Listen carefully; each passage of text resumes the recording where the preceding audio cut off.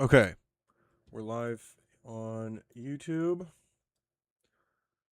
Going well, going good. And no, live on TikTok. Awesome. Okay. So pretty interesting day in the market today. Some interesting moves, especially with Dick's Sporting Goods. They had an absolute disaster of a second quarter earnings report that was pretty bad. This was not good. The stock's down 30% on the session today, revealing 5.59 billion in sales. And that was just horrible moves in what ended up happening with the stock market, or at least what ended up happening with Dick's, because of bad guidance. Really big moves. Now, one of my big bull plays, Nike, has suffered as a result. What's surprising to me is that we haven't seen the movement of Nike's price go below $39 a share. It's still sitting at its current resistance levels, it's at its current support levels, even with this absolutely disastrous second quarter earnings report out of Dick's Sporting Goods.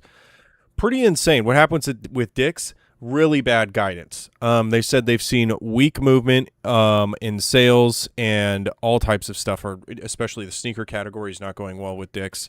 And I believe there was a miss as well. Not good. Caravanserai, what's going on? Good to see you. So, pretty rough day on that front. On the crypto Bitcoin front, Bitcoin sitting at $79,000 per coin. This is the highest it has been in quite a long time. We haven't seen this with Bitcoin since, roughly the beginning of June. And definitely some interesting things on that front. Is it an overreaction? Will Dick's go back up? To be honest, Tarek, I'm not 100% sure. It's definitely worth checking out, though. But usually when retailers release bad guidance, there's a lot more substance to that than, say, other stuff. Oliver, appreciate the gifts. Thank you. Can't stand Nike. I hope they go out of business. Hey, fair enough. Oliver, what's going on? Good to see you. Is Nike a buy at $39? AEY, I think Nike is. I think Nike is.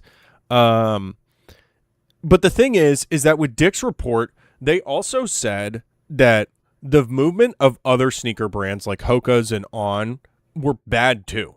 The entire shoe business, especially athletic footwear, is going through a hard reset. It's a really interesting business cycle that has kind of completed and restarting again. So I want to know what the future plan is and who will kind of be the winner out of, this really bad earnings report from Dick's Sporting Goods. Because if Dick's Sporting Goods is going to continue to perform the way it is, then that's not good for sneaker players. Why isn't Take-Two Interactive tanking to the leaks? Probably because there isn't a ton of substance around it. And honestly, if it was real, and if the supposed leaker had the things that they claim that they did, then maybe the leaks would have happened by now. I don't really care, regardless, just because of the fact that there isn't. I don't think it's going to ruin Take-Two Interactive as a business. Interested in your thoughts on Take-Two Interactive? Still very bullish on it. Still a huge fan. Would you buy NVIDIA before or after earnings call or not touch at all? That's a good question, Bryson. We're going to be streaming the earnings call live tomorrow at 5 p.m. Eastern time. And hopefully, we'll get some good insight about what ends up happening with respect to NVIDIA's earnings. But the thing is that as far as I'm going to sit on the sidelines for NVIDIA, I'd imagine we're going to have a revenue and earnings beat, just like the last 13 times they've had a quarterly call. So that's kind of where I'm sitting with that. What's going to end up happening with NVIDIA tomorrow will have very big implications for the rest of the stock market overall. Because NVIDIA, honestly, is the main driver behind such a big bull market that we're in right now. Thoughts on Polymarket? I don't use Polymarket, don't really care. I don't use prediction markets. Prediction markets are rife with insider trading. I don't touch them. Thoughts on IREN? Luis, I'm not a huge fan of IREN. I'm not a huge fan of NeoClouds. If I had to pick a NeoCloud, though, I would probably pick IREN. What do you think about a longer dump of the whole market since we haven't seen one since COVID? I mean, we're in it's an AI bubble that we find ourselves in, and we're in a mid to late stage bull market right now. So it's a question of when the market's going to correct, not if. It's the other important question to ask is how much will the market correct? Nebius got in all today with $5,000. I think that was a mistake. Nebius is not a good company. I'm not a fan of their business. Neoclouds in general do not have good footing to stand on, especially if they're using a lot of debt to finance the growth of their business. Nebius originally was only supposed to have a $4 billion convertible note offering. That's now grown to nearly, or $4.5 billion. That's now grown to nearly $6 billion. That's not a good sign. That's not a good sign. And I'm sure that there's probably not a ton of appetite for NeoCloud growth, especially in capital markets, and especially if you look at Nebius's balance sheet. Prediction for NVIDIA, what do you think? Strong investment?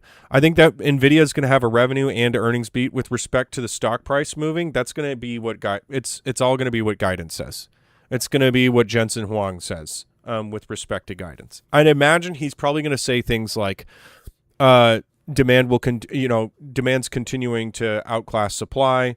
We're going to see continued strong growth here. Maybe he'll touch on the whole play to make NVIDIA GPU-backed bonds with companies, with investment banks like Goldman Sachs and KKR. So we'll see. Is inside trading wrong? Yes, it's illegal. Insider trading is illegal. Do you think Bitcoin will go ATH this year and next year? What do you mean by that specifically? Thoughts on the GEV correction? I'm down 8% on it. Today, Ben, or are we talking like the last month or so? Like what time frame are we referring to? I'd imagine you're probably referring to the last couple of weeks on what's going on with GE Vernova. It's interesting to see that happening. I'd imagine that there are probably some investors taking profits.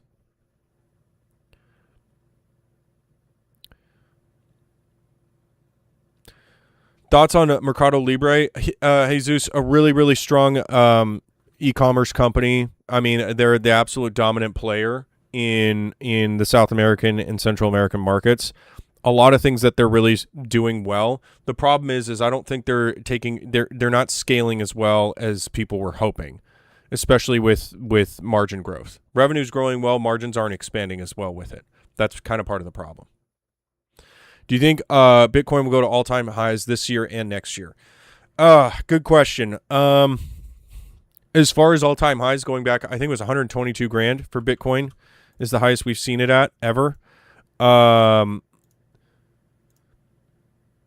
Yeah, right at about 123, almost 124. No, I don't think so. Not this year, maybe next year. That depends on what macro conditions end up looking like, though. NVIDIA 2.4K, 2,400 at 214. What's your question, Oliver? Thoughts on Nokia? I don't pay a ton of attention to Nokia. Honestly, I think it's a bit of a meme.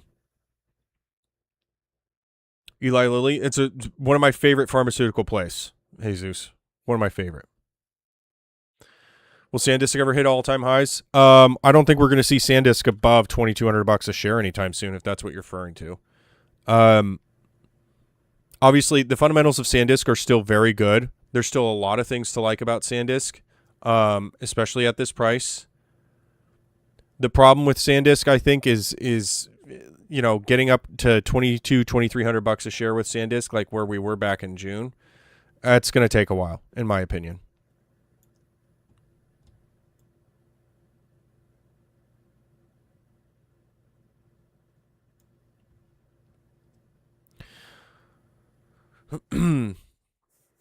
Nebius. I'm not a fan of Nebius.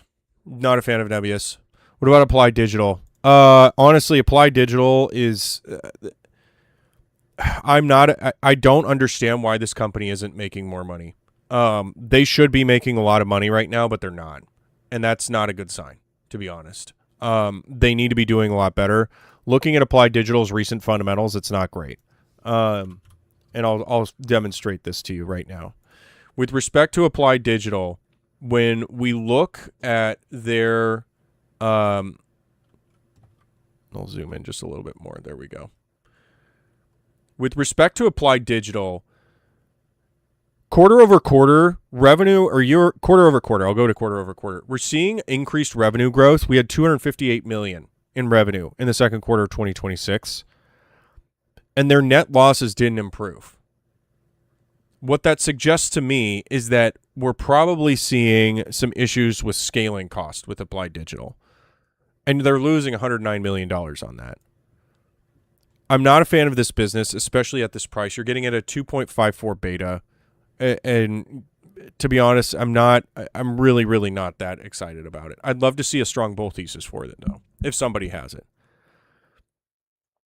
Good entry on NVIDIA at 211 a share, or where it's currently trading at.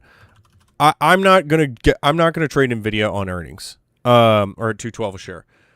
NVIDIA could end up having an extremely strong quarterly report, which is entirely possible. The problem is I don't think the stock's really going to move that much on the numbers alone, because NVIDIA's beat revenue and earnings the last 13 quarters. Its guidance is what's going to move the stock, in my view. Opinions on Uber and will Waymo and will Google ruin them? No, I don't think Google will. Uber's good. It's got decent fundamentals. The growth story is not super exciting, though. I get why people like Uber, though. I get why people like Uber.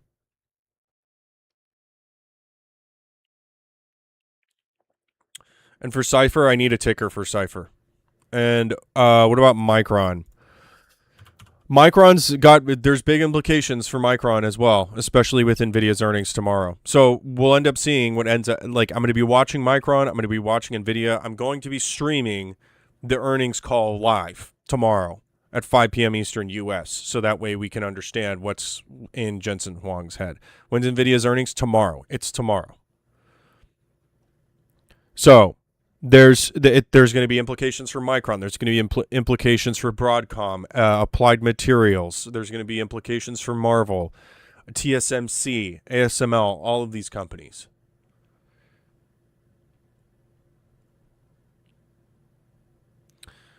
My opinion on the NVIDIA earnings, I think it's going to be good news overall. I'd imagine we'll see a revenue and earnings beat.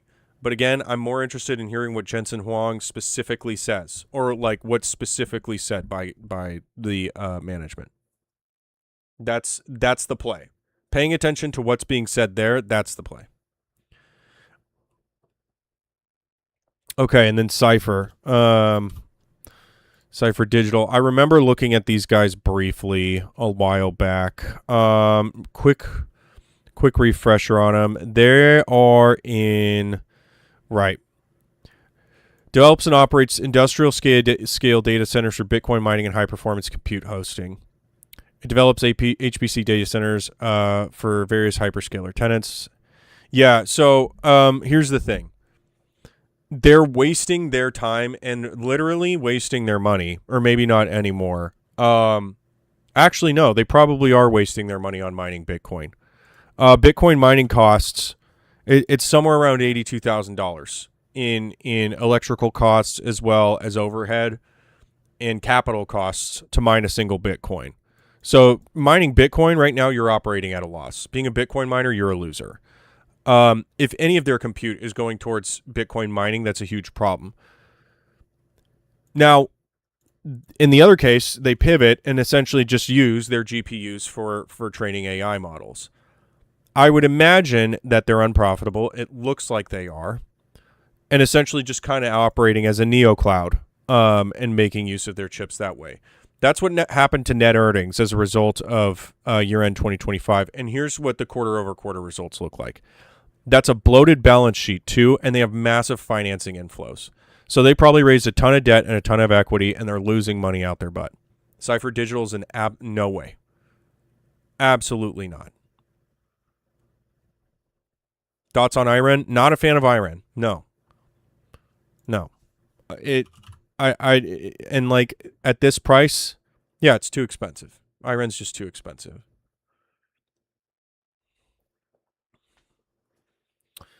GE Vernova. I think GE Vernova has, we've probably seen some profit taking with GE Vernova, but it's been in a bit of a drawdown over the past couple of weeks. I'd like to really know what's going on. There's a lot to like about GE Vernova. It's got an incredible moat. What about Vistra? Vistra's an interesting one. The thing with Vistra is that you're going to get it's pretty thin margins. What I like though about Vistra is that its backlog is a lot more real than when somebody talks about a NeoCloud backlog. And the reason is because Vistra's a construction company. Their commitments, they don't mess around with tender offers when it comes to building data centers. The thing is with Vistra is that you're going to get a lot thinner margins, but that's to be expected. But with thinner margins means much more predictability when it comes to growing, when it comes to earnings and revenue growth. The good news is that revenue growth has been quite strong for Vistra. They're probably using quite a bit of debt to finance everything. They had a 5.8, I know you guys can't see it super well, but they had a 5.84% margin on $300 million in net income. I could see Vistra maybe hitting like we could see it hit 140 to or maybe like 150 to 160 by the end of the year. And it's been a bit of a bumpy ride this year for Vistra. What about Northrop Grumman? Solid defense contractor. Very solid defense contractor, especially with the B-21 project ramping up. Talk about Bitmine immersion and technologies and Strategy A. What I did a deep dive on Strategy Inc. on my YouTube video. The cool thing about Strategy Inc. is that you can get direct exposure to Bitcoin in a different type, in a different investment, such that you get a series of cash flows. So it's not necessarily MSTR. That's the exciting thing. You go look at some of its other tickers, like STRK, or STRC, or STRE, and you'll get a nice yield out of it. With direct exposure to Bitcoin and some appreciation. Obviously, it hasn't been great this year so far, but you get the idea. It's correlated directly with the price of Bitcoin. Strategy Inc. is an interesting play, but it's almost not even a business. It's a treasury management operation for investors who want exposure to Bitcoin.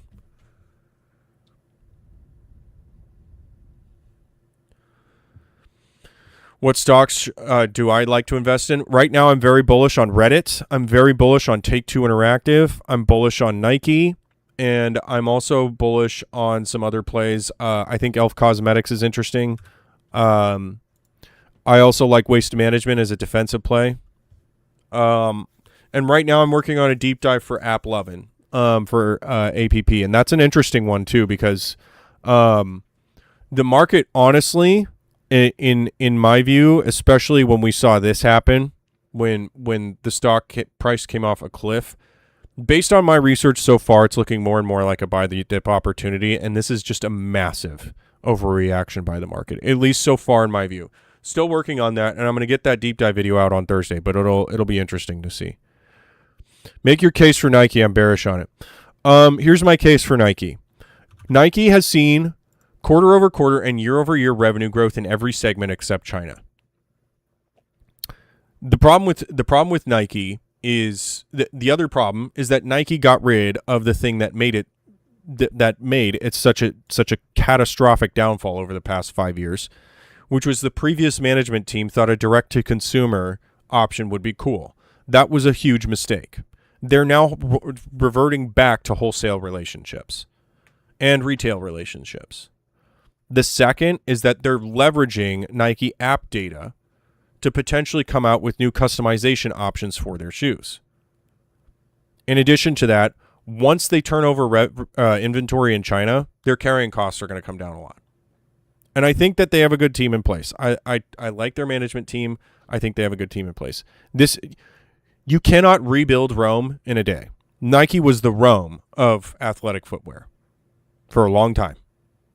And now we've seen the fall of Rome over the past couple of years. The new leadership and team in place, I think, can rebuild Rome. It's not going to happen in a day. My target price for Nike is about $57 a share. When do I think it'll go up again? Yeah, I think Nike will come up again. And I think that we'll probably see some improvement in the company's stock price, I'd say this time next year. I could see it sitting... We've also had very, very strong support for the stock at around $38.50 a share. That's been tested multiple times this year. That's been tested multiple times. And the other thing, too, is that Nike's trading at $39.50 as a result of the disastrous Dick's report. Dick's Sporting Goods. So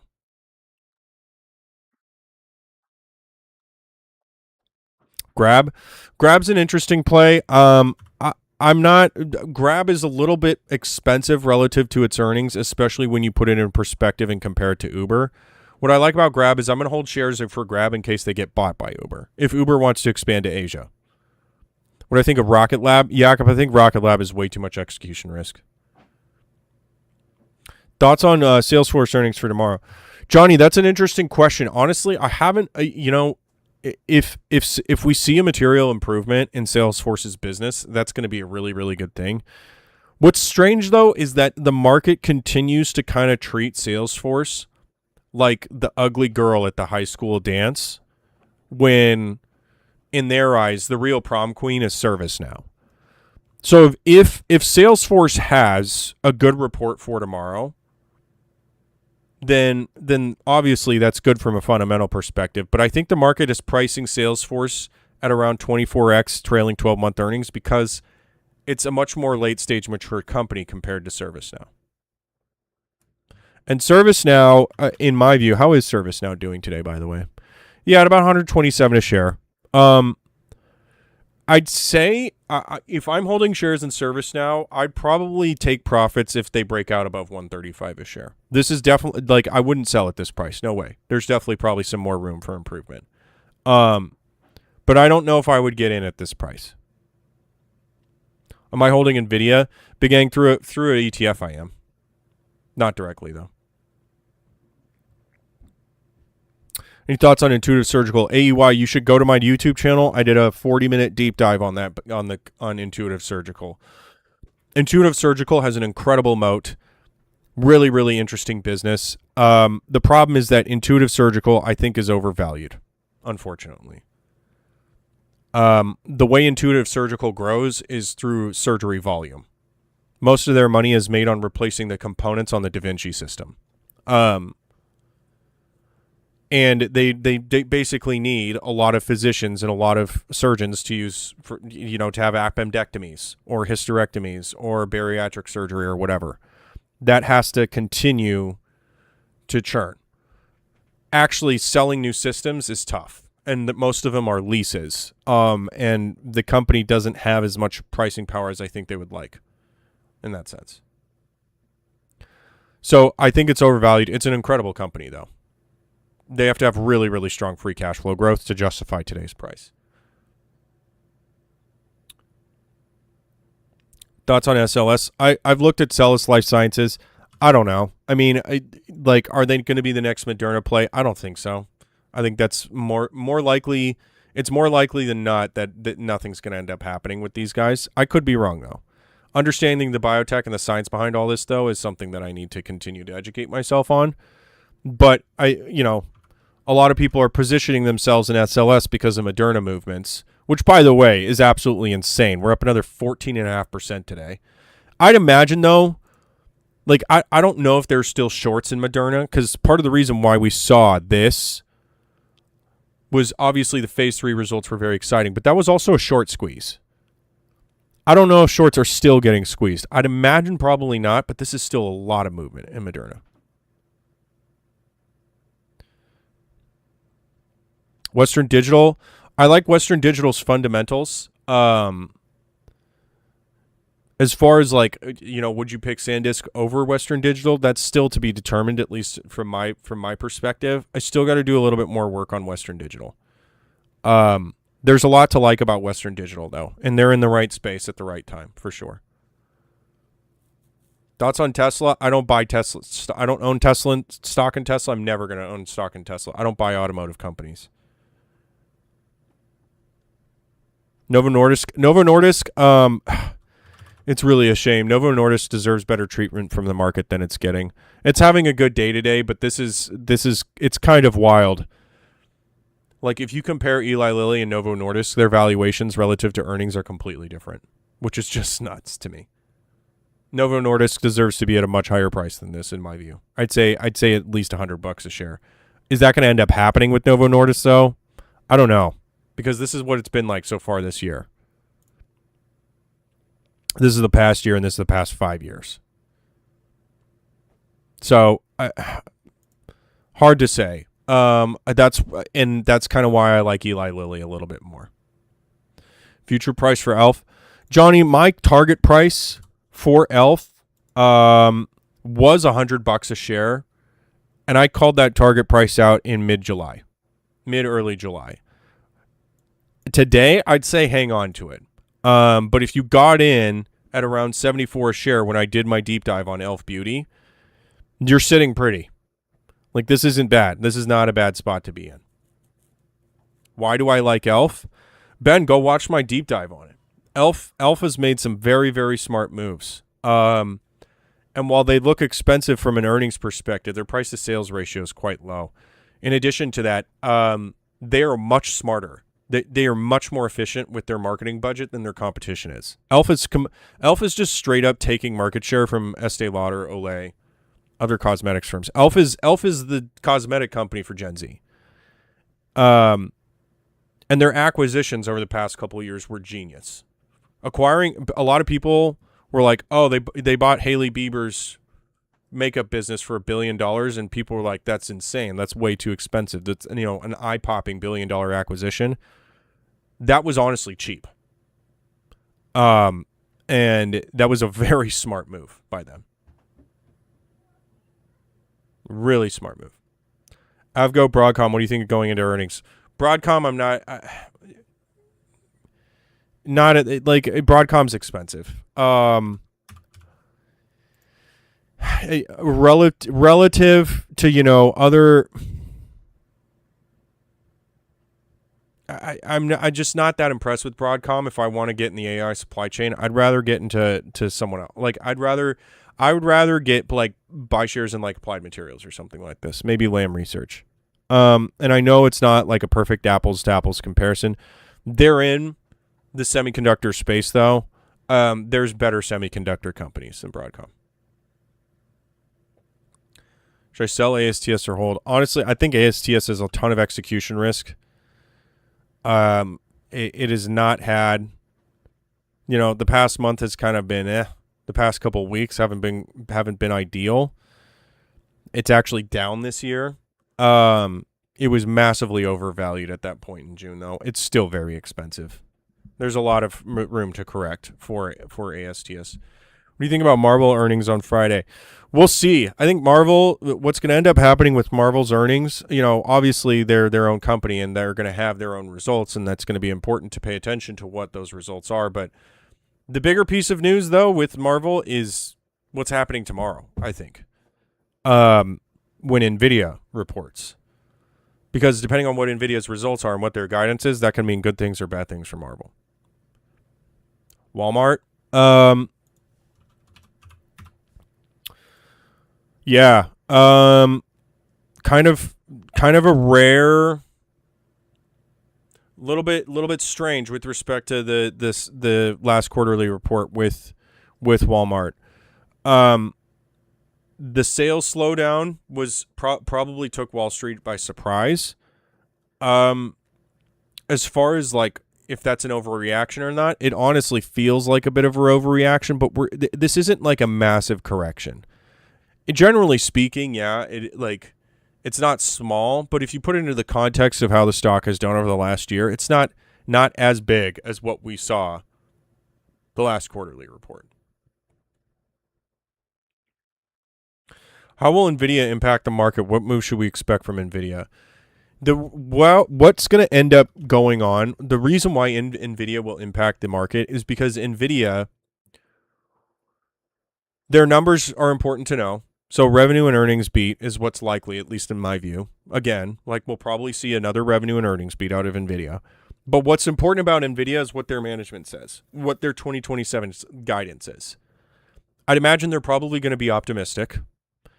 They're probably going to be talking about how they're going to continue to sell to customers as much as they can. They're probably going to talk about price hikes too, because the rumor mill has indicated they're going to raise prices by 15% for some of their big customers.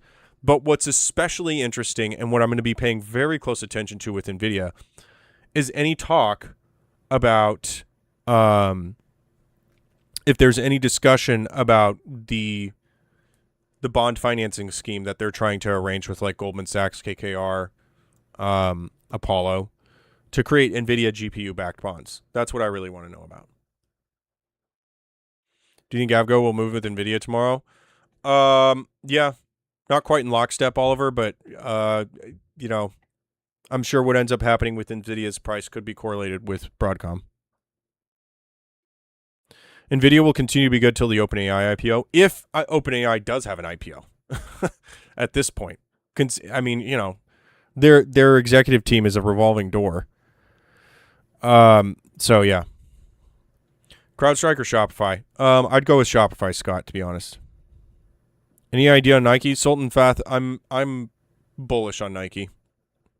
You talk about Visa or MasterCard? Yeah, I mean, look, it's solid defensive plays. I know that Visa has hit all-time highs, no? Yeah, it just did.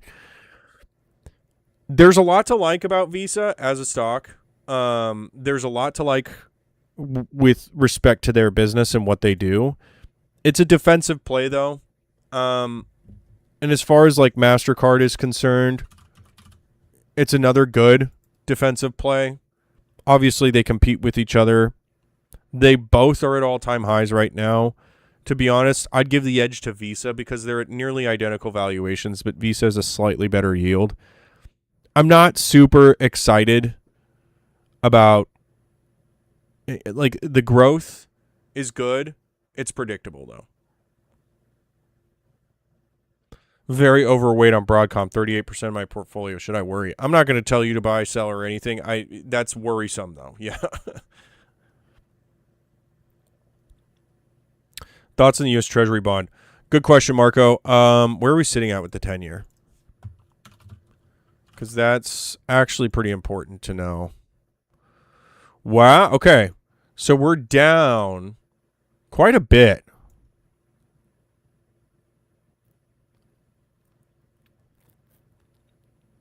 It looks like it's because of oil prices, maybe. Oil prices are coming down a little bit. That's a material change from where we were. We were at 10 basis points higher than that. What's the 30-year at? Let's go look at the 30-year. 30-year Treasury yields. Are we back under 5.2%? We are. Yeah, 5.16. Not bad. We'll see if the market buys it long term, though. I mean, the U.S. Treasury said that they're going to double buyback efforts. So, yeah, we'll see. TTWO, Andy, I'm bullish on TTWO. I've been very loud about being a bull on TTWO. I think it's a great stock. I think that the market has not correctly priced in earnings for GTA 6. I think 2027 is going to be a big year for this company. I have a $285 price target. I need to go reassess that, though. Thoughts on Palantir? Incredible moat, incredible growth, strong fundamentals, massively overvalued, though, and I'm not a fan of the CEO.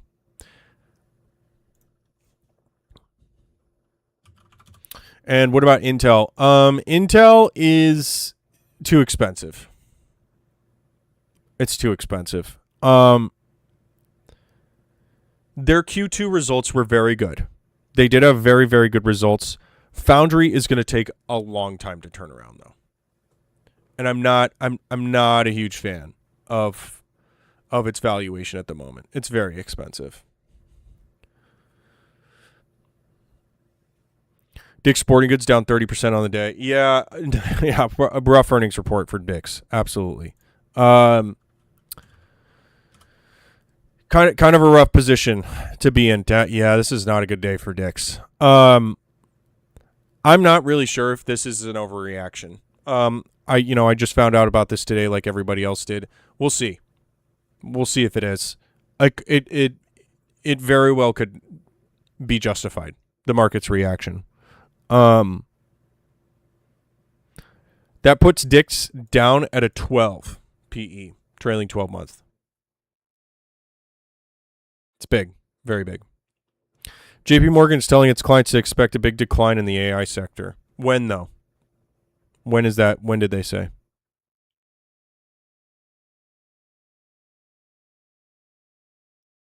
Pause? J-Man, pause what?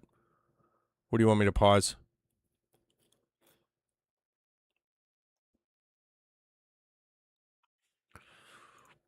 Robinhood. I know Robinhood has had a great month, actually.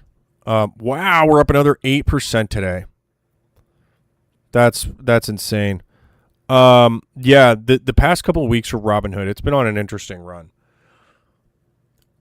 Do I like Robinhood at this price? There's a lot of things to like about Robinhood. I know that they do a lot of things very well. As far as a target price for Robinhood, I don't have one off the top of my head. I haven't done a deep dive on the company.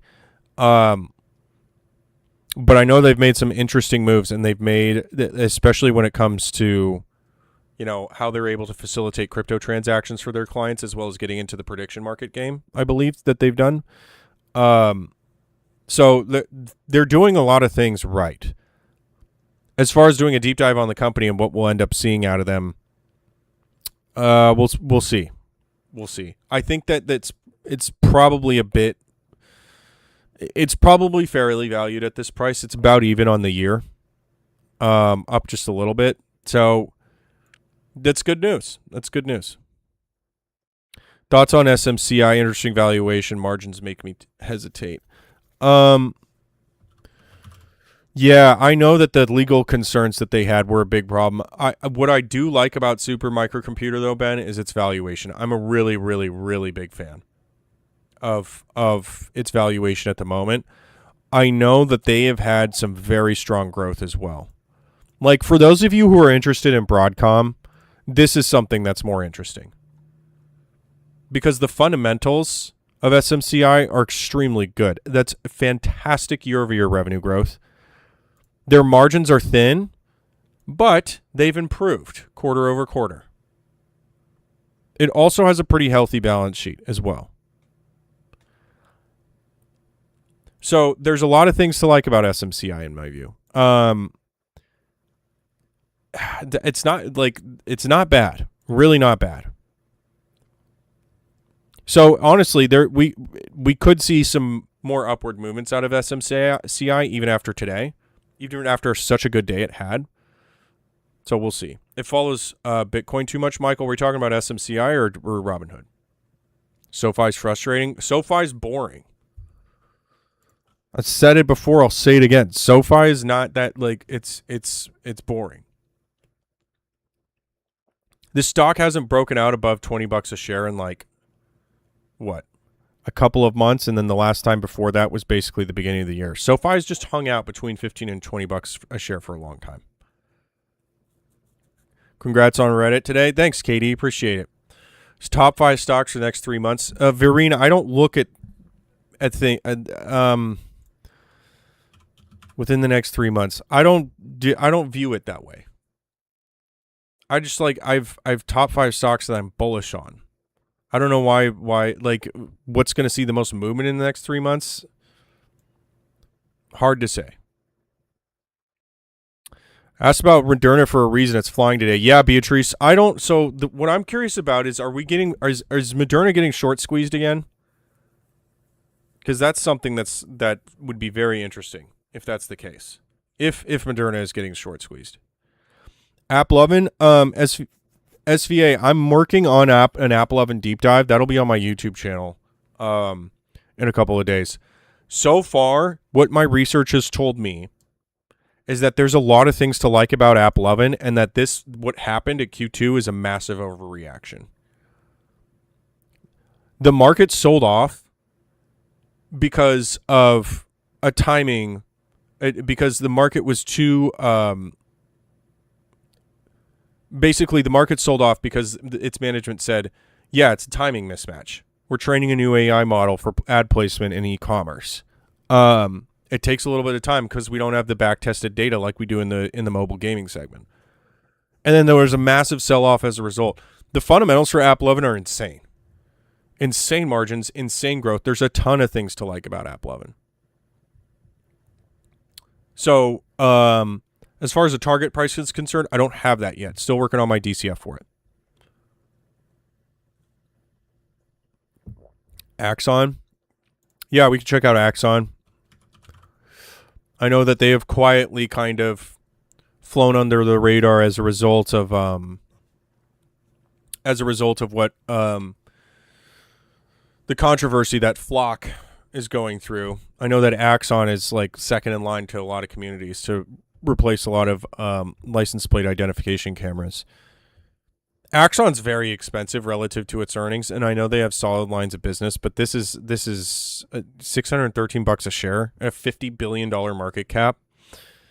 That's expensive.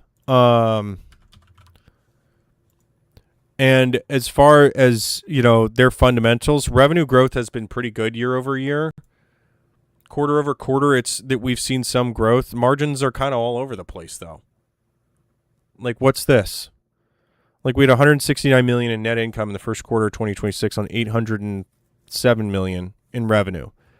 And now we're down to under $30 million in revenue on $904 million in revenue. It's a 3.3% margin. That's not good.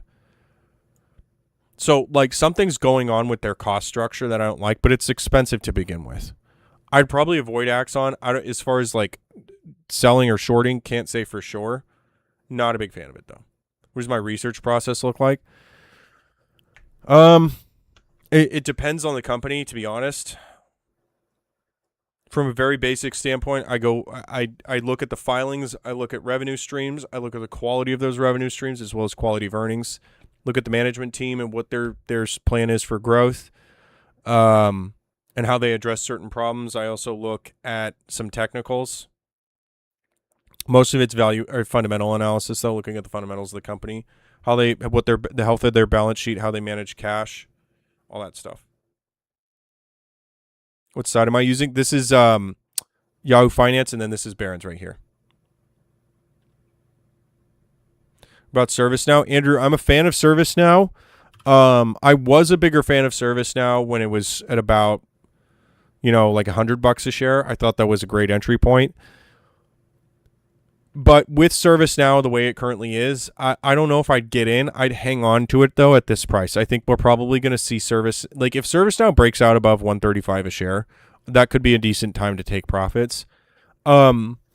It's getting a premium valuation, but it deserves it, though. The question is will it continue to deserve a premium valuation? Lazare on Take-Two Interactive, I'm very bullish. Huge fan of Take-Two Interactive at this price. How about Archer and Joby in the next 5 years? Yeah. To be honest, Alex, I don't get Archer. I don't get the value proposition. It's cool. Like, don't get me wrong. I think it's really cool what they're doing. The realism of being able to make that happen, though, is like, it's a big bet. It's fun to watch them. I'm probably not going to invest in them. I like AZN. How about you? Solid company that's been beaten up. AstraZeneca. To be honest, I don't know a ton about AstraZeneca. What was interesting, though, is, the merger talks with Bristol Myers. I don't know if that's going to end up happening. I think it is the biggest British pharmaceutical company out there. As far as buying shares of AstraZeneca, I'd have to do more research into the business. It looks like it's trading at a lower price point than something like Eli Lilly is. But that's because Eli Lilly's in the GLP-1 game. As far as AstraZeneca is concerned, it would require a little bit more homework on my end. There could be something there, though. Why is ServiceNow dropping straight down? I don't know. The market literally just closed 5 minutes ago. I don't know what sell order volumes look. Yeah, down 2.5% post market. To be honest, don't know. Now it's rebounding. So it's all over the place. Lazare, TTWO, like I already told you, I'm bullish on it. Very bullish on the stock. Take-Two Interactive, I'm very bullish on. What do I think about Meta? Out of all 5 hyperscalers, I put Meta in 4th place. Meta, at a glance and on paper, Meta looks like it's very good. It's got a great valuation. It's got insane earnings, an insane moat, incredible staying power, all this stuff. We all know about Meta. What concerns me about Meta is first, and least importantly, is this trial, this legal problem it's facing.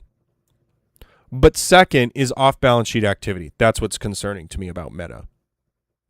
The other thing, too, is that Mark Zuckerberg recently came out with like a 7,000-word essay talking about how he's going to put super intelligent AI agents into everybody's hands. And his vision for that is weird. It's super weird. This is the same guy who said that the metaverse is going to change the world, and we know how big of a flop that was.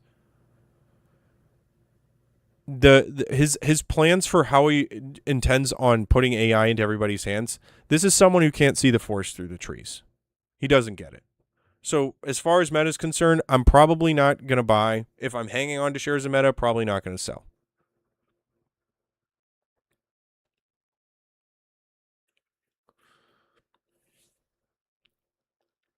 What do you think of Celsius? It's expensive, Jack, and their slowdown is I think there may be real problems with Celsius, which is weird because Celsius, after its like kind of disappointing report, it basically went from around a 70 PE to around a 150. This is very strange. What's going on with Celsius? And to be honest, I'd love to see what the current short interest is in Celsius. Because so 18% of the public float's being shorted right now. I'm probably going to go look at the technicals because the market's rewarding it when it shouldn't be. How far do you think Meta will go up? I mean, we could see Meta hit $650 a share by the end of the year, but we'll see. Thoughts on Fermi's upside? I'd have to go. It's about the real estate assets with Fermi. I'd need to see the actual real estate assets. That means looking at weighted average lease terms and what the lease structures look like. As far as a REIT, I think there's better picks. Surf Air. I need a ticker for Surf Air, Joe. Sorry, I missed what you said about Meta. Luke, I'm not a fan of Meta, to be honest. Fundamentally speaking, it looks good. Things look good. There are problems going on behind the scene with Meta, or things going on behind the scene with Meta that I don't like at all. All right, SRFM is Surf Air. All right, these guys. Yeah. Okay, yeah, this is they're what are they building again? It's like a air mobility platform scheduled to commercial so on-demand flights created for by ad hoc regular basis. Yeah. I think I saw like their little plane thing that they had.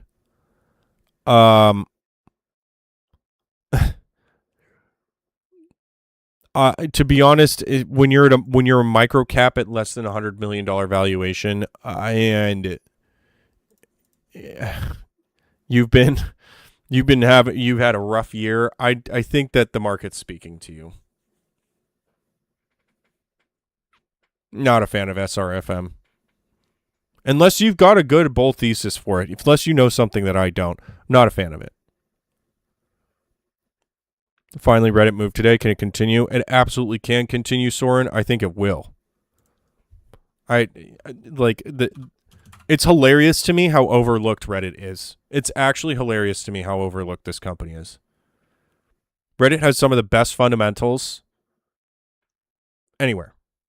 Really, really strong fundamentals. And consistent growth in revenue as well. Consistent growth in key metrics like daily active unique visitors. ARPU's up. Things are going well. And yet, this is what's happened with Reddit. It's silly. And the reason why is the market's fixated on the AI content licensing story and how the partnership with Google isn't going great. That's so dumb. That's so stupid. And that can still easily be a success too, by the way. So I am very bullish on Reddit. My target price for Reddit's $230 a share. And it could be even higher than that, to be honest.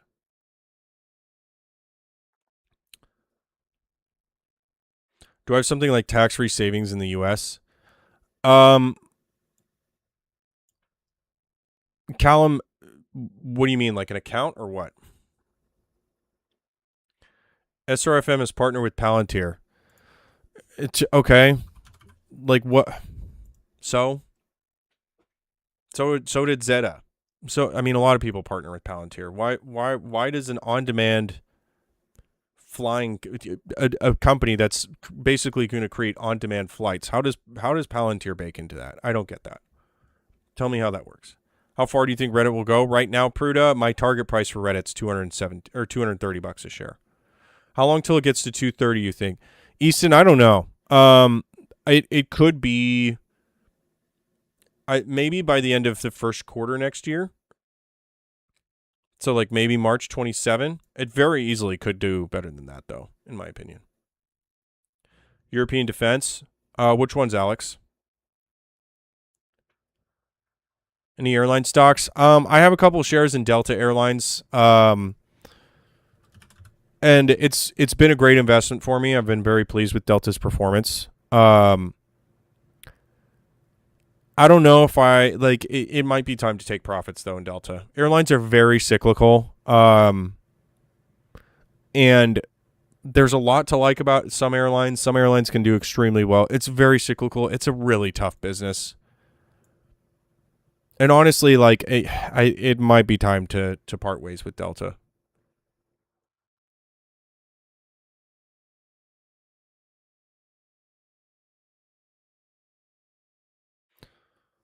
And then South Africa gave me a tax-free investment account policy. Max one account per person. Nice. In the U.S., we have something called IRAs, individual retirement accounts. There are tax advantages. There are two different types of IRAs, but you get tax advantages with each. As far as like tax-free savings accounts in the U.S., as far as I'm concerned, life insurance is one way to do that. But yeah. Applied Materials is doing worse than I thought it would. Yeah, Applied Materials has been getting beaten up pretty hard lately, especially since June. As far as Applied Materials price, though, and as far as its valuation is concerned, it's still had a good year. I still like it at this valuation. I think that we may see things come back a bit from Applied Materials. It's been like beaten up pretty hard though lately. Which is fine. I mean, that's fine with me. I've been holding shares in this company for a decade, and it's been one of my best performing investments ever. As far as like should I have taken profits here? Probably, but whether or not we get back to that level remains to be seen. No, Callum, there's no such thing as dumb questions. No worries. How do I think NVIDIA's earnings will go? I think we'll see a revenue and earnings beat.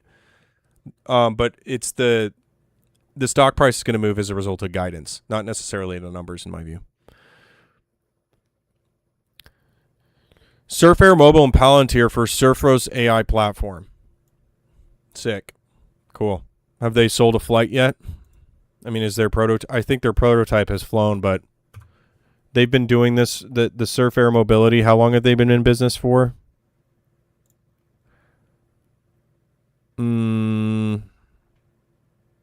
Yeah. So they've been doing this since 2011. So for about 15 years now, they've been trying to get this idea off the ground. And I would imagine that it's been a bumpy ride for them. Yeah, here we go.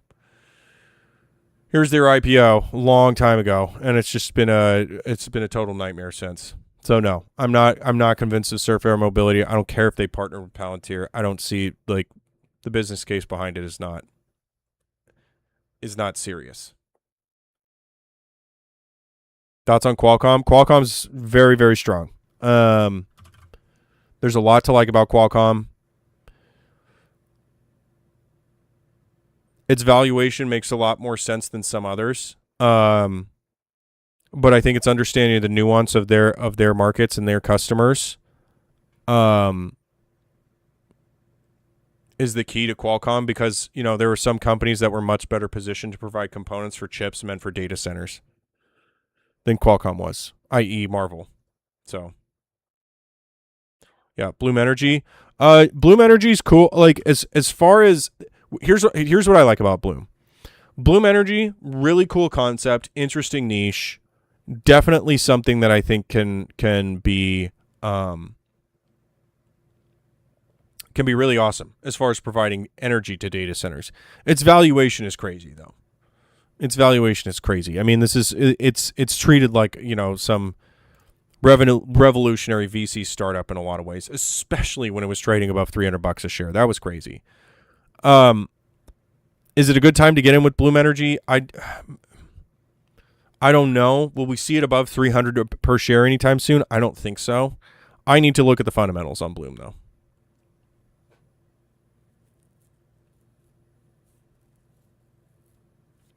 Look at Wendy's. Wendy's had a nice little meme stock rumor there for a bit. It's up 3% today, which is nice, but it deserves the price that it's trading at, to be honest, in my opinion. Hang on, I gotta fix my camera. Out of focus again. Crap. Thoughts on FRMI? For Fermi, I mean, I'd need to see what the real estate assets are. There's some cool things going on with them, but it's the real estate assets that I didn't need to see. Thoughts on EXLS? Yeah, let's check that out.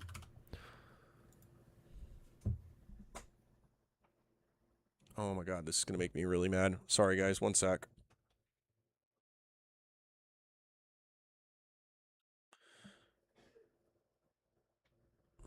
I'm still out of focus. This is so irritating. Excel Service Holdings. I believe we looked at these guys recently. Yeah. Digital operations solutions for analytics-driven services, claim management. Yeah. So they do a lot of back-end stuff. I remember looking at these guys, Wilt. There could be something there. There definitely could be something there with them. As far as investing in them, I mean, taking a brief look at the fundamentals. Yeah, things are pretty good for the most part. There's a lot of things to like. Danny on YouTube says, hello, what are your top 3 most bullish stocks? Danny, my top 3 are Take-Two Interactive, Reddit, and I also like Nike, but there are others out there that I like a lot as well. I've done deep dives on all 3 of those, and you can go check out my YouTube channel on that. But there's also other reasons to like. I think Elf Cosmetics is an interesting play at the moment. I also think SMCI shows a lot of promise as well, especially given its valuation. But TTWO and Reddit are my biggest convictions at the moment. Another really high conviction play that I have at the moment is I'm short CoreWeave. I'm shorting this stock. My current short position's at 95 a share. I did have another short position at 102, but I closed that one out. USAR long term. What I like about USAR is that they're actually going for interesting rare earth minerals. The problem with mining companies is I'd rather just own the commodity instead of stocking the company. So with USAR, I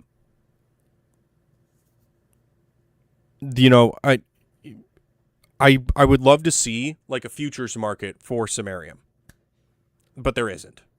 So if I want exposure to rare earths, USAR I think is a good way to do it. MP Materials I know people ask a lot about as well, but MP Materials I think is they're more focused on the magnet game, I think, like superconducting magnets for quantum computing, which I think is cool. I like USAR a little bit more though.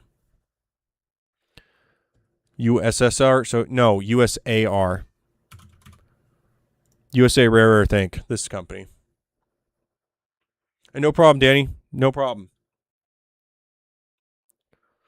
How do you feel about the bond market? It's iffy. To be honest, with respect to what's going on in the bond market, it's kind of weird. The buyback operations, I think, were kind of a way to calm things down. I think the market called this Treasury Secretary's bluff, though. So will we see the Scott Bessent kind of switch gears? There we go. Finally back in focus. That was really annoying. Will we see Scott Bessent switch gears and maybe do something else? We'll see, though. But I think his bluff is kind of getting called. NXP Semiconductors. With respect to NXP, I think that their valuation is actually kind of low.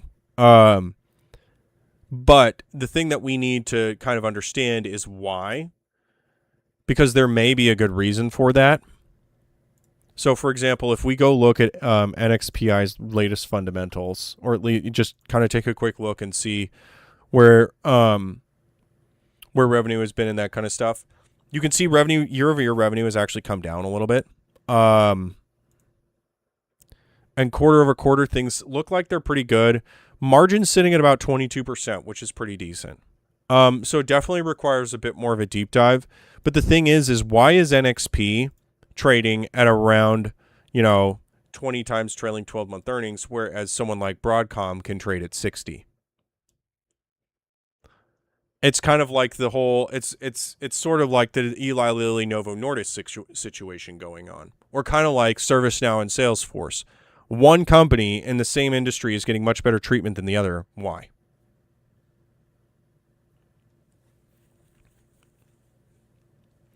So Yusuf, I think it's an interesting call. Probably deserves to sit on a watch list, I'd say. Yeah. Why will Nike turn around? Go check out my YouTube video.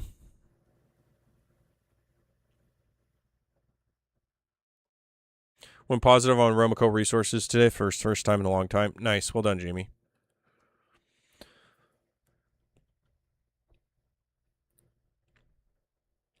Zillow? Yeah, Zillow. Oh man, yeah. I know Zillow has had a rough year. Yeah. So understanding Zillow's underlying business is something that I need to have a little bit better of an understanding on. But the thing is that it was very massively undervalued.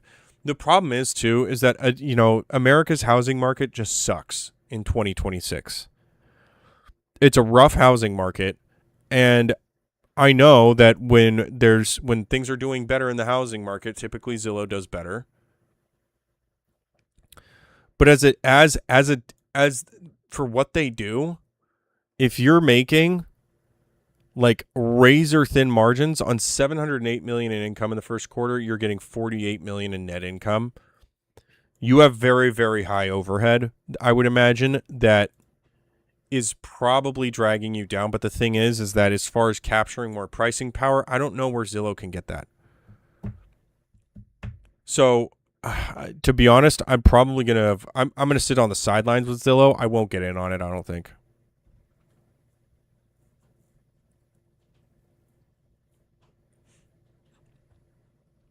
Thoughts on McDonald's? It's a real estate play. It's a real estate development play. International growth is where McDonald's is where we're going to see the most appreciation. It's a solid consumer defensive play, I'd say.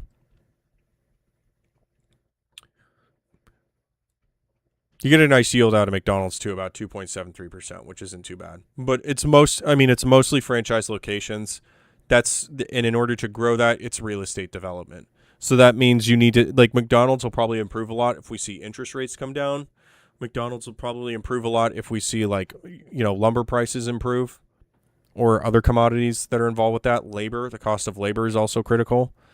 So it's not necessarily that McDonald's rolls out a brand new Whopper that's amazing. It's getting more real estate locations up. That's happening overseas more than it is in the United States. Is Take-Two Interactive a good buy before GTA 6? In my opinion, yes, it absolutely is.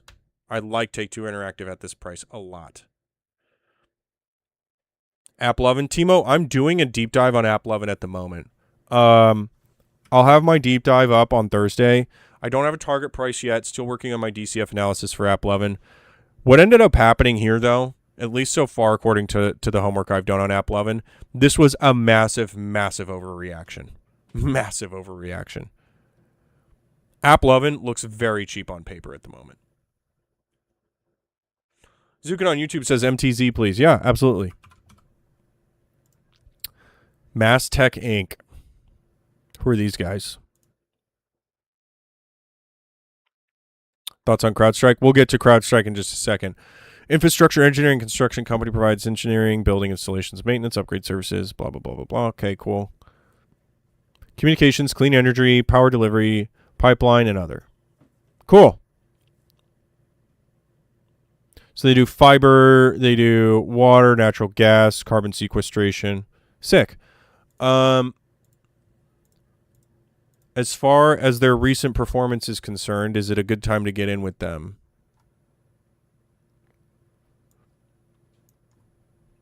Yeah, very thin margins. Very thin profit margins. And a good amount of debt sitting on their balance sheet. Zukin, I don't... to be honest, I would say no. A 39 trailing 12-month PE is pretty expensive for a construction company like this. It's pretty expensive. I'm not a huge fan of it, to be honest. Not at this price. I think Vistra might be a better play. I would choose Vistra, to be honest, over these guys. Thoughts on Rocket Lab? Rocket Lab, I think it's too much execution risk for my appetite, so I'm not a big fan of Rocket Lab, to be honest. All right. CrowdStrike. What confuses me about CrowdStrike is why they aren't making money. Obviously, they're huge in the cybersecurity game. They're one of the biggest players out there. But they're not profitable. And while I get that things may be cyclical in the cybersecurity game, and they were profitable barely in the first quarter 2026 with like a 2.96% margin, you're doing 28 million in net income on 1.4 billion in revenue. What their cost structure is what I'm curious about. That's probably horrible quality of earnings and or weak revenue or weak pricing power. So the unit economics of CrowdStrike is something I'd be curious about. I want to look at their income statement.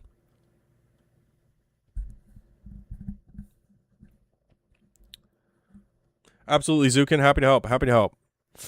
Thoughts on Klarna? Yeah, I know a lot of people like Klarna or are interested in Klarna.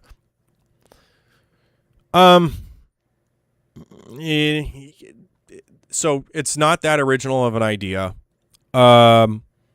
They're not making money, and they're going to be really sensitive to what ends up happening with interest rates. And it looks like they did not have a good quarterly earnings report. To be honest, no. I'm staying away from Klarna. And I don't get why people love Klarna.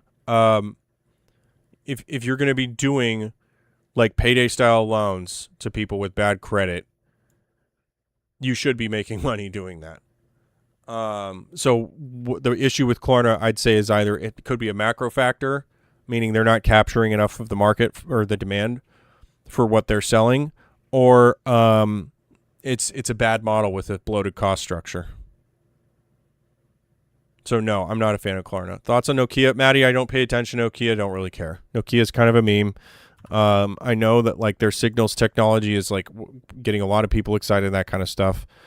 They did have a pretty good day. It's very expensive for what they're doing. I don't really care about Nokia. I don't think it's that great. People aren't paying back the loans with Klarna. Yeah, I mean, there you go. So it's a bad model. They have bad risk assessment, bad risk management. Nokia's fun to watch. I'm just not like, I don't.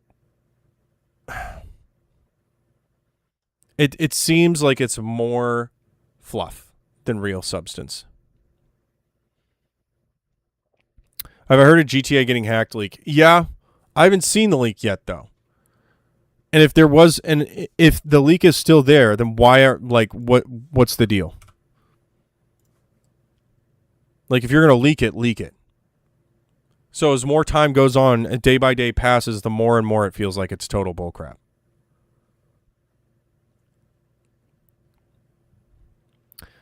AVGO Sven, I'm not a fan of Broadcom. Its valuation is too high.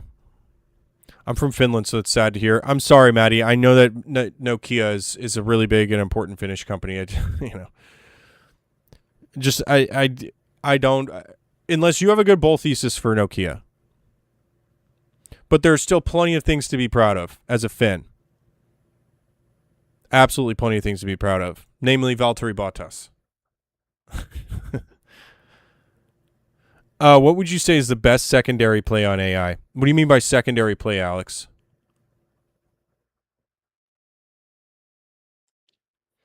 Yeah, I did an internship in Nokia. It definitely feels like a telecommunication company, but they're trying to get into AI. Yeah, I mean, everybody is, right? Everybody is. What about App 11? I'm working on my deep dive on App 11. There's so far so good. I'm seeing nothing but bullish signs for App 11, to be honest. What ended up happening this last month was this seems like an insane overreaction by the market, to be honest. Cellus Life Sciences. I don't see it having a huge successful day like Moderna did, and I know that a lot of people are watching it because of the similar things and hoping that it rides on Moderna's coattails. We'll see, though. So Cellus is not something I'm super stoked about. Adobe DDS data. I have called I've called Adobe a value trap before. I don't know if it still is. Adobe's a tough one. Adobe's a tough one because there are a lot of concerns about what AI can do with imaging and what people can make with AI. Like, I know Figma was a big reason, like, for Adobe. Like, it's not had a good year. I know companies like Figma haven't helped with Adobe in that sense. I've heard, though, that they're trying to pivot, or they're pivoting, and things may end up going well for Adobe. The question is what? What is it going to be? Not 100% sure yet. Netflix, on the other hand, okay, so it got an upgrade. Netflix has been on a good run for about the past month. Netflix scared me with this earnings call. That may have been overblown, to be honest. There could be a lot of things to like about Netflix at this price. I know Bill Ackman and Perishing Square just got in on Netflix. It's at a good valuation. It's at a valuation that makes sense. But will we continue to see good things out of Netflix? Maybe. Yeah, there could be a lot of things to like about Netflix. Here you are personally invested in Adobe. Well, why did you choose? So DDS Dad, why did you choose to invest in Adobe? Why did we like it? Moment SU Meme Dove, give me a ticker. I'm very tempted, but Oracle. Why?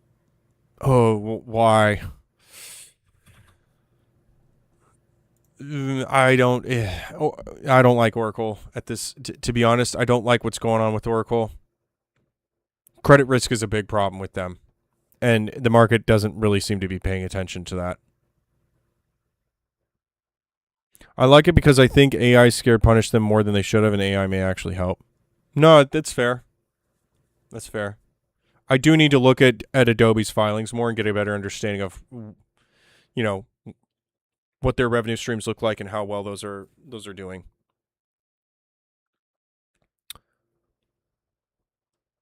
Boeing, thoughts on this, Andrew? Thoughts on Boeing? Yeah. So it's obvious. So, like, here's the obvious thing with Boeing. They've had a rough couple of years.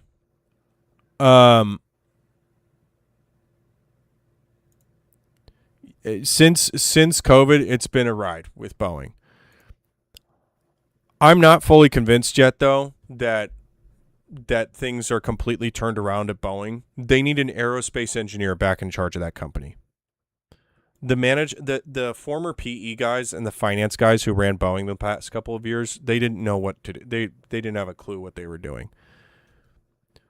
So until, like, the board of directors is mostly aerospace engineers, and until they start building good aircraft again, and instead of cutting corners like they did with the 737 MAX program by basically having the CFM56 engine mounted higher so that they could, the newer version of the CFM and 56 engine, for better fuel burn. Like, I get it, but that introduced all kinds of other problems, and that's why we saw the Lion Air crash and other stuff with Boeing. The Dash 9 program, the 777X program is still like constantly delayed. I don't know, man. Am I going to buy stock in Boeing? Probably not. Is it too expensive right now? Probably is. Is there light at the end of the tunnel? Yeah. For a company as big as Boeing, yes, absolutely. I'm just not interested in it at this price. NVIDIA earnings tomorrow. What do we think?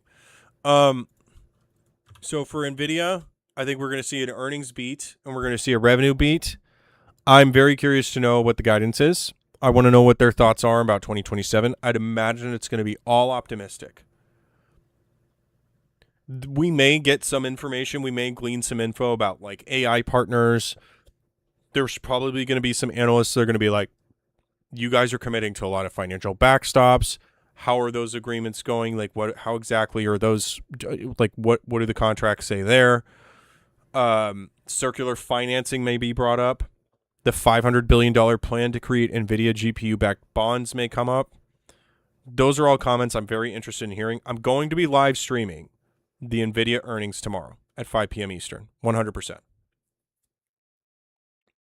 We will definitely find out together. And it's going to have huge implications to the market. I think it will. Your analysis, do we think the market's going to react and how do we benefit? Mo, I mean, with like NVIDIA, like all of its other quarterly earnings, I'd imagine it's going to beat. It's done that 13 times before. But I don't think that's what's going to move the stock price with NVIDIA. It's all about guidance. So it's really hard to say. That's why I'm not playing NVIDIA on earnings tomorrow. That's why I'm not getting in. That's why I'm not getting out. It's all like, obviously numbers are, earnings and revenue beats are good and beating analyst estimates are good. But the problem is that I don't foresee that moving the stock price as much as guidance. With RAM and memory going up, what are some good places to ride that up? Probably SanDisk and Western Digital, Randy, if you believe that's the case. Thoughts on clear facial recognition for airport passage? I thought they were doing much worse than. I thought these guys were almost on the way out. It's a subsidiary of All Clear Investments. To be honest, I don't know. Let me look at their recent fundamentals really quick. They're great dividend players. It's probably the growth story that would interest me. It's kind of in a weird spot. It's got a 1.4 beta, but 12% of the shorts being, or 12% of the floats being shorted, and they got a 1.35% yield. Good revenue growth, though. Fundamentals look solid. The immediate question off the top of my head, now that I've kind of seen this, is where is all that investing cash going? Especially if Q4 25 in the most latest quarter, and how much of its 1.3 billion in liabilities is debt? It's telling me about 85% of its assets are being financed by debt. So that's worth a look. It could be interesting. As far as its performance, not bad. It's had a decent year. This is kind of disappointing though. It probably got pretty bad guidance. I don't know. We'll see. Great dividend players. Nice. Yeah. The yield's okay. Would you buy Amazon or Meta? Amazon. Where can we tune in for that live tomorrow? And I asked about your SP. Here. It'll be here. I'll be streaming it here straight out of Yahoo Finance. Thanks, Maddie. Appreciate it, man. Are you more interested in their guidance than the earnings? Yes. For NVIDIA, yes. I'm much, much more interested in the guidance than the earnings. Because the earnings and the revenue numbers they're much more predictable. We'll get a much, much better idea of what that looks like or we can much more reliably predict that as opposed to what guidance is. NVIDIA has definitely been under a microscope lately. How they respond to that is what I want to know. Can you elaborate on guidance? What I mean is what their commentary is about, what their recent quarter performance was. So what went well, what did not go well, where they're making most of their money, what their backlog looks like as far as like people trying to buy chips from them, how long are wait times, and what they expect things to look like in 2027. That's what I'm interested in hearing.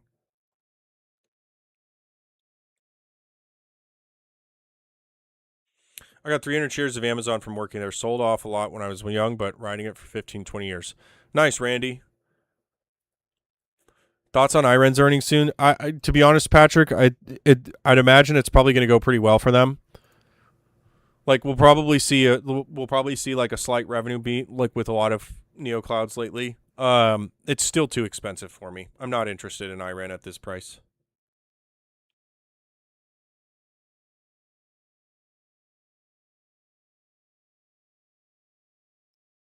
Do you just use Yahoo Finance, Randy? I look at a variety of sources. Just for the purposes of the stream, I got Barron's and Yahoo Finance up though. Except major rallies or dips are just kind of meh for Nvidia. I could see the stock like after hours, once earnings come out, I could see the stock going up like maybe as high as 3% or a sell off as sharp as 3%. Anything more than that, I think, would be surprising. Can you check out Blue Moon Materials? Ken, I need a ticker. I'm looking for a mortgage. Should I wait? Sergio, maybe. Interest rates aren't, depending on where you are, interest rates are pretty high. And housing is expensive, at least where I am. APP, yeah, App11. I'm working on my deep dive for App11 at the moment. There are things to like so far. There are a lot of things to like so far. Things are leaning bullish for App11 for me. I bought NVIDIA and Nebius for around 3K today. Good one or bad? NVIDIA, I think, was a decent choice. Nebius was not. I think in the Nebius, the choice to invest in Nebius was a mistake. AXP or Visa? How has American Express done? Are they at all-time highs too? Yeah. I'd probably American Express. They have a slightly better yield. And their valuation makes a little bit more sense than Visa's. So I'd choose AXP. Can we look at ARTL? It's a nuclear and engineering company. Yeah, for sure, Scott. ATRL. Atkins Realis Group Inc. Okay. Is this it? This doesn't feel like it's it, Scott. What do you think of Intuit after earnings? Nico, I haven't seen it. How did they do? How did Intuit do?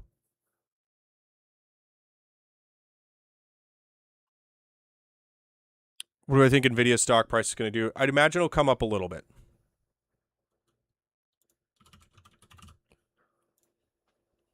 Seagate, yeah. Good old Seagate. Yeah, Irish hardware company. With Seagate, it feels a little bit expensive. However, oops.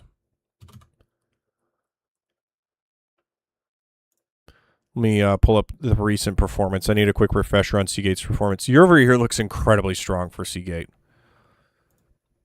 Quarter over quarter is even more impressive than year over year, honestly. Yeah, I mean, they've seen a 36% margin, and what did they do? $3.6 billion in revenue with about $1.3 billion in net income.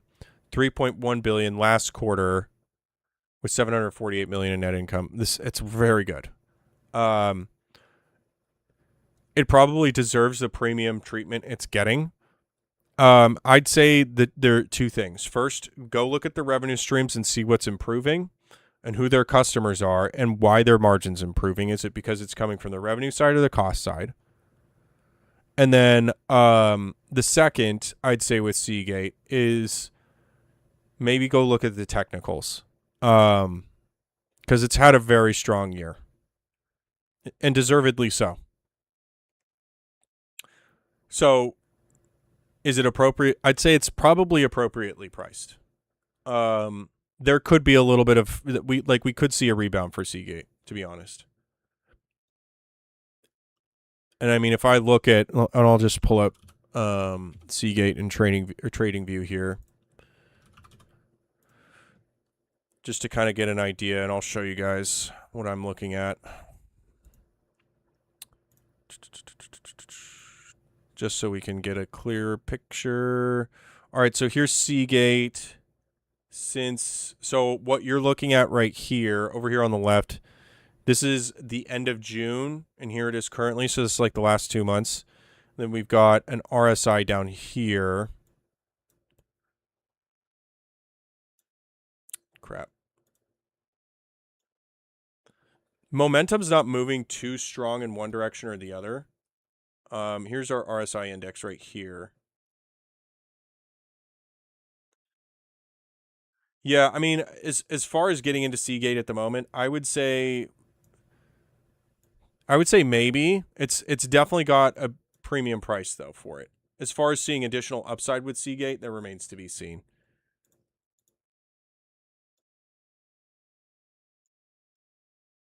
Why not Nebius? A very large amount of debt. And what's hilarious with Nebius is that originally it was supposed to be a $4.5 billion convertible note offering that has since ballooned to nearly $6 billion. So not good. Any thoughts on Dick's Sporting Goods rebound around 6-month period? I mean, like Q4, like with anybody else, at least in the consumer discretionary space, is probably going to be good for Dick's, but this is bad. Like this is bad, dude. That's not good. Hard to say. Okay, Scott says ATRL.Toronto. Okay, so it's the Canadian. Atkins Realis. Cool.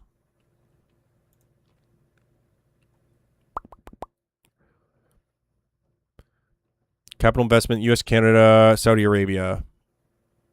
The nuclear Linxon LSTK Projects Capital. They provide consultancy, strategy, advisory, engineering, design, project management, delivery services, building in places, defense, industrial, power, renewables, transportation, water markets, operation, maintenance. Okay, cool.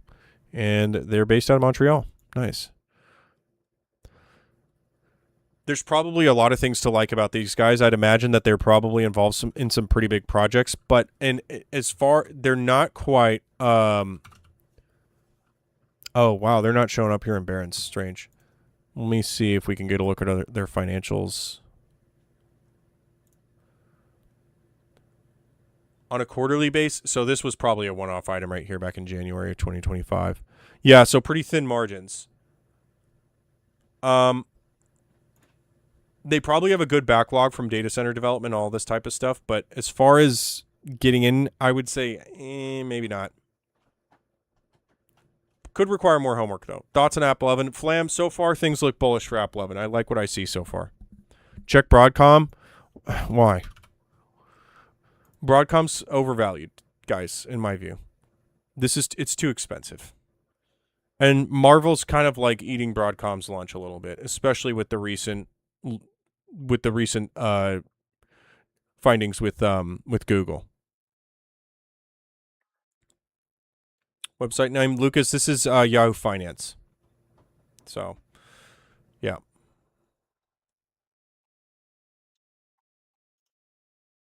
All right, guys. I think I'm going to call it a stream. Thank y'all very much for joining this afternoon. Really appreciate the ideas with everybody, exchanging ideas. Thank you guys for the gifts, and everybody who hit the follow button. Thank you so much, you guys. Thank you. What do you think about the DKS sell-off? Was it oversold? I don't know, Tam. It so far doesn't seem that way. It doesn't seem like an overreaction, but definitely worth another look. But you guys, thanks so much for joining. I really enjoy exchanging investing ideas with everybody. Had a ton of fun talking today. Here's what I will say. If this is your first time here, A, thank you for joining, but B, make sure you come back tomorrow. And that's for anybody.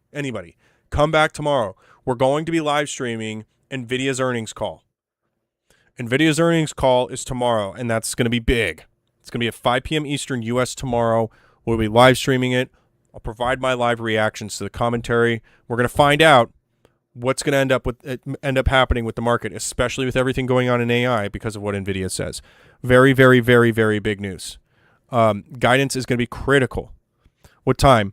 5 p.m. Eastern U.S. is NVIDIA's live earnings call. They're going to report Q2 results. My expectation, we're probably going to see a revenue and earnings beat slightly. Guidance is what I care about. We need to know what Jensen Huang is thinking and what Jensen Huang knows. It's important stuff. So we'll definitely be doing that with NVIDIA's earnings, so make sure you come back tomorrow. It's probably going to be my most important stream of the week. Important stream in a long time. In the meantime, for those of you who ask questions, thank you so much for doing so. Go to my YouTube channel. That's where I have my deep dives on companies that I've done deep dives on. And that's where I explain in great detail why I'm a bear and why I'm a bull in certain cases. A lot of things I'm bearish on, some things I'm bullish on. So go check out my YouTube channel. It would also mean a ton if you guys went and hit subscribe on YouTube. That'd be super awesome. I really enjoy making long-form content. I'm going to continue making long-form content. And on Thursday is when the long-form AppLovin, APP deep dive video comes out. AppLovin, big sell-off last month. The market really didn't like what they heard in Q2. So the theme of AppLovin is, was this the massive overreaction, or is the market right about this one? And you guys will find out on Thursday. So in the meantime, guys, I will be back tomorrow. Probably going to be going live a couple of hours before, or maybe like an hour or two before, like an hour before NVIDIA's earnings. And we will be live streaming that. What's my YouTube channel? Go check out the link in my bio. Link is in my bio. So go to my link tree. Link to my YouTube channel's on there, but you can just look up Andrew Brady on YouTube and I'm there. Anyway, guys, thank you so much for joining, and we'll see y'all tomorrow. Everyone have a great one. See ya.